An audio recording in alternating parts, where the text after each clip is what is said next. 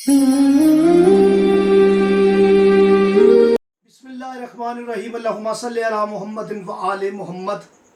आप देख रहे हैं फैज़ हुसैनी टीवी। मैं तालिब इल्म हूँ, हर्फ व अदद का गुलफाम अली हुसैनी आपसे मुखातिब।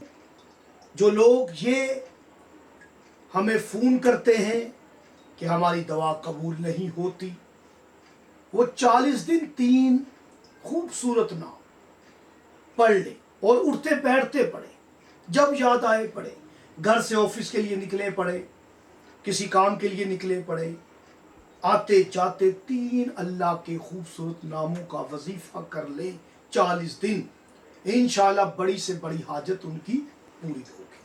और दुआ ये हरफे दाल से है, दाल हरफे आल है। मैं इसकी वजाहत पिछले दिनों अपने फैज़ हुसैनी स्टूडेंट्स जो हैं, क्लास होती है हमारी हफ्ते वाले दिन, उसमें मैं इस हरफ दाल पर 1-2 घंटे गुफ्तगू हम इस पर कर चुके हैं कि दाल वो हरफ है जिसके अंदर आल छुपी हुई है। इसी दाल से अल्लाह पाक ने सूरह तौहीद को कामिल किया है, हर आयत दाल पे कामिल हो रही है।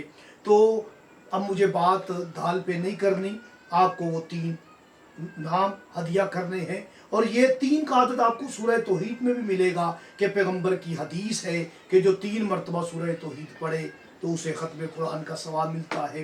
तो कुरान के भी 30 पारे हैं, 0 ख़त्म कर देंगे तो 3 का आदत कामिल रह जाता है।